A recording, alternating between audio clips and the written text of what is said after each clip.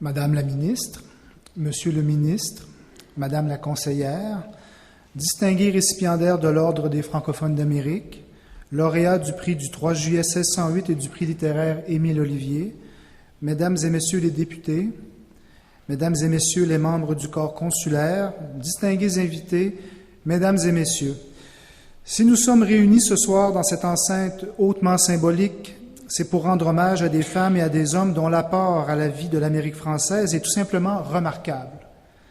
Ce rendez-vous annuel est important. Il est important d'abord car il nous permet de prendre toute la mesure des réalisations de ces personnes et des organismes dans lesquels elles s'investissent et qui contribuent à la vitalité de notre langue sur ce continent. Ensuite, il nous rappelle combien l'attachement à la langue française est un des gages de sa vitalité et de sa pérennité.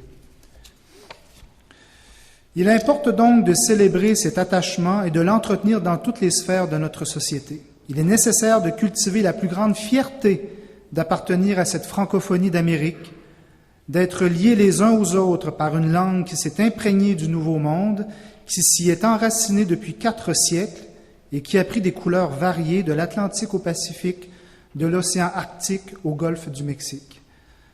Cette langue est porteuse d'histoires, grandes et petites. Elle traduit bien les aspirations d'un peuple qui, confronté à l'adversité il y a déjà longtemps, a refusé de disparaître ou bâsir, pour reprendre un verbe d'origine gauloise, anciennement en usage au Québec, mais toujours vivant en Acadie et en Louisiane. Comme quoi l'analogie souvent faite entre le Québec ou l'Amérique française et le valeureux village gaulois trouve un écho même dans certaines étymologies. Le simple fait de nous rassembler ce soir autour de la langue française constitue un symbole des plus évocateurs de ce que cette langue rend possible. Exprimer un ensemble de valeurs communes, évoquer une histoire dont le tronc est partagé par la majorité des parlants français d'Amérique, mais dont les ramifications sont aussi diverses que les destins des différentes communautés francophones à travers le continent. Tisser des liens entre des individus venus d'horizons les plus variés, jeter des ponts entre les cultures de chacune des communautés, rapprocher des groupes d'origine et de langue maternelle distinctes. À l'échelle du Québec, ces mêmes valeurs de rapprochement sont présentes dans l'esprit même de la Charte de la langue française, dont nous célébrons cette année le 35e anniversaire.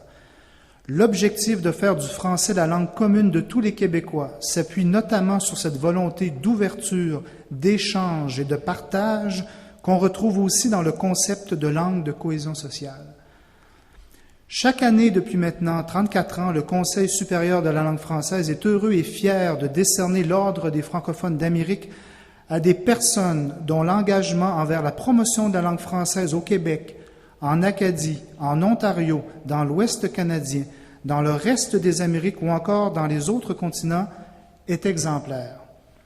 Par leurs actions, leur créativité, leur ferveur, leur rigueur, leur passion contagieuse et leur persévérance, elles ont mis en valeur et fait progresser l'utilisation du français dans leurs milieux respectifs, que ce soit dans le domaine de l'éducation, du journalisme, des services communautaires, de l'administration scolaire, de la chanson ou de la littérature. Leur contribution commande l'admiration. Je tiens à ajouter que tous les amoureux du français qui accompagnent les récipiendaires de l'Ordre dans leurs efforts quotidiens méritent eux aussi notre reconnaissance. Créé en 1978, le prix du 3 juillet 1608 commémore la fondation de la ville de Québec, événement hautement significatif dans l'histoire de tous les francophones d'Amérique. Cette année encore, il est remis à un organisme dont les initiatives et les réalisations ont favorisé de façon substantielle l'épanouissement d'une ou de plusieurs communautés à travers l'usage de la langue française. On ne soulignera jamais assez combien ce type de contribution est essentiel, voire vital. Quant au prix littéraire Émile Olivier, il récompense depuis 2005 un écrivain ou une écrivaine du Canada dont l'œuvre a été publiée en français par une maison d'édition canadienne de l'extérieur du Québec.